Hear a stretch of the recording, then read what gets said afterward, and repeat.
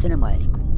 في 2017 في واحد الدار مهجورة ومعزولة على الأحياء السكنية، بحال بغيتي تقول خداش واحد المكان معزول على الحضارة، مولاها من الجالية اللي كتعيش في الخارج. واحد المدة تقريبا ديال 6 سنوات مبقاش جا، حتى لواحد النهار جا ودخل كيلقى الرماد وبقايا عظام ديال الإنسان محروقة. عيط للبوليس، جاو الناس ديال البحث الجنائي، عينوا المكان مع العلم ان الجثه هي مجرد عظام، اي انهم ما غاديش يقدروا يحددوا الجنس ديالو، واش ولد او بنت ولا حتى شحال في العمر ديالو من خلال هذيك المعاينه الاولى. دونك خداو صور للمكان وحاولوا يلقاو شي حاجه اللي ياخذوا منها البصمات، ولكن تعذر عليهم هذا الامر لان الفاعل دار خدمته وما خلى حتى شي اثار. ولكن في هذاك الرماد لقاو واحد الطرف ديال الثوب زرق ما تحركش، وهذاك الثوب فيه واحد الصدفه ديال الحديد. خداوه معاهم وهزوا العظام صيفطوهم لمستودع الاموات، وكان اول حاجه غادي يديروها البوليس هي انهم يتسناو نتائج التشريح اللي بالنسبه لهم هي الطريق الوحيد اللي يقدروا يبداو منه. نتائج التشريح حددت لهم جنس الضحيه والعمر ديالو، وقال لهم الطبيب بانه هو ذكر، وحدد لهم حتى العمر ديالو اللي قال لهم كيتراوح ما بين 13 و 15 سنه. هنا البوليس مشاو كيشوفوا كاع دوك الناس اللي حاطين البحث لفائدة العائلة في المدينة كاملة وجميع الكوميساريات، اي مشاو كيشوفوا اي واحد حاط تصريح بافتقاد شي شخص كيقلب عليه في المدينة كاملة، ولقاو بزاف ديال الناس اللي كيصرحوا باختفاء شي واحد من العائلة ديالهم ولا من ولادهم، ولكن تقريبا كلهم كانوا ناس كبار في السن او بنات. ولكن بحث واحد اللي لقاو فيه واحد السيد كيصرح بأن ولده عنده 14 سنة اختفى مدة ديال 8 شهور تقريبا. عيطوا ليه البوليس، قالوا ولدك شحال في عمره؟ قال لهم 14 عام. وقتاش غبر؟ قال لهم شي 8 شهور دابا. قالوا ليه شنو كان كيدير في حياته؟ قال لهم كان كيقرا، ومن بعد خرج من القرايه ومشى خدام مع واحد طولي. هنا البوليس عندهم فقط جوج ديال التوابيت، هي ان العمر والجنس ديال الضحيه هو نفسه ديال هذا الولد اللي كيقلب عليه هذا السيد هذا. ولكن المعطى الثالث هو اللي غادي ياكدوا لهم نتائج المختبر اللي دارت على ديك الصدفه وداك الثوب اللي لقاو في الحريق، واللي كيتقول بان كاينه واحد الصباغه على ديك الصدفه واللي هي صباغه ديال الحديد، اي ماشي صباغه ديال الخشب ولا الحيوط، ولكن هي صباغه ديال الحديد. هنا كملت المواصفات اللي عطاهم هذاك السيد اللي كيقول بان ولده كان خدام مع الطولي ديال السيارات. البوليس هنا رجحوا باللي يقدر يكون هذا الولد اللي تقتل محروق هو نفسه ولد هذا السيد. وهنا قالوا لهذاك الراجل ورينا هذا الطولي فين كاين. مشاو البوليس عند هذا الطولي سولوه وقتاش غبر هذا الولد وما بقاش جا الخدمه. قال لي ودي هذه شي 8 شهور. وقالوا ليه كيفاش احتاج يخدم عندك؟ قال لهم ودي باه اللي جابو. سولوا باه، قال لهم انا اللي ديتو خدم عنده. البوليس قالوا لهاد الطولي واش خدامين معاك شي دراري اخرين؟ قال لهم خدامين معايا 3 ديال الدراري، ولكن راهم دراري معلمين وكبار. قالوا ليه كلمهم لينا. عيط ليهم، جاو جوج دراري في عمرهم 25 تقريبا، والثالث ما كانش هذاك النهار. سولوا هاد جوج دراري وقالوا لهم واش كتعرفوا شي حد كان صديق ديال هاد الولد ولا شي حاجه على هاد الولد اللي تقتل اللي سميتو اسماعيل؟ قالوا لهم كان خدام معانا وباغي يتعلم وظريف.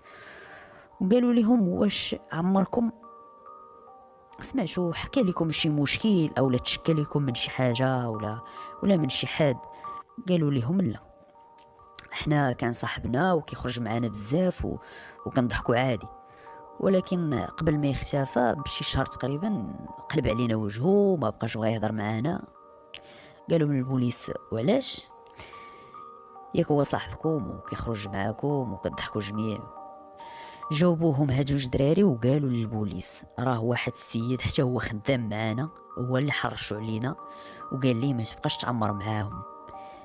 قالوا لهم البوليس علاش حرشوا عليكم وما بغاهمش يهضر معاكم ولا يعمر معاكم؟ قالوا ما عرفناش علاش، ولكن راه في الايام الاخيره قبل ما يختفى كان كيعمر مع فلان اللي هو خدام معانا، وكان كيخرج هو وياه وكيخلص عليه القهوه وكيعطيه الفلوس ولاو صحاب هو وياه. هنا البوليس قالوا لمول هاد المحل ديال طولي عيط لينا على هذاك الشخص الثالث اللي خدام معاك. عيط ليه، جا، هو شاب تقريبا في عمره 32 عام. سولوه البوليس قدام هادوك جوج دراري اللي خدامين معاه، وقالوا ليه واش قبل ما يختفى كان كيعمر معاك؟ ويجاوب وقال لهم واش انا قدو، واش انا دري صغير غادي نتصاحب مع ولد في هذاك العمر؟ وبدا كيحتج بواحد الطريقه غريبه.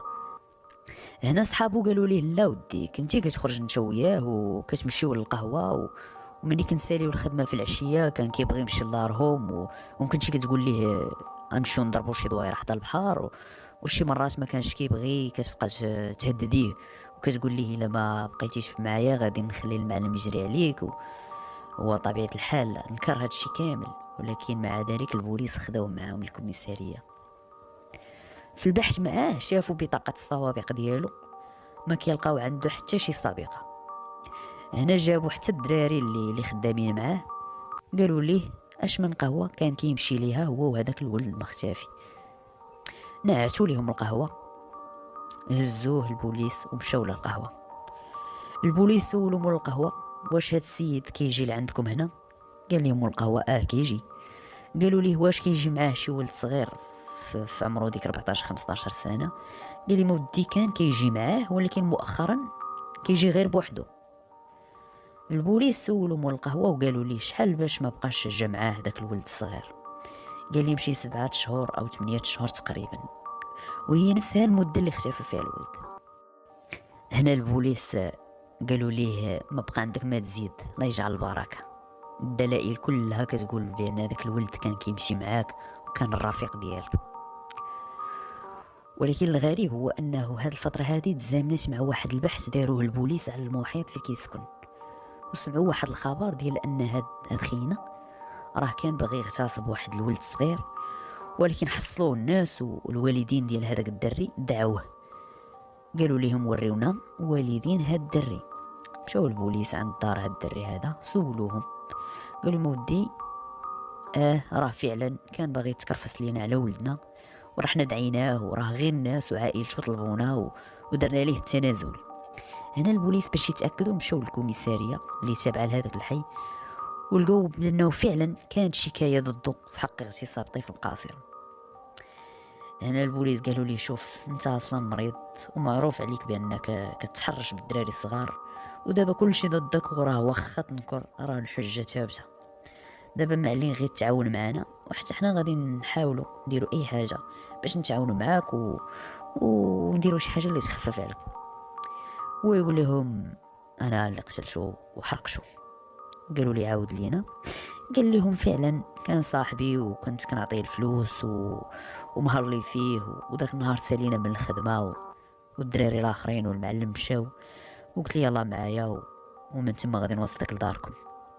ومشينا لهذيك الدار اللي كنمشي ليها ديما وكنشرب تما، وانا كنت مقرر قبل بانني غادي نغتصب وديت معايا 2 مانطات.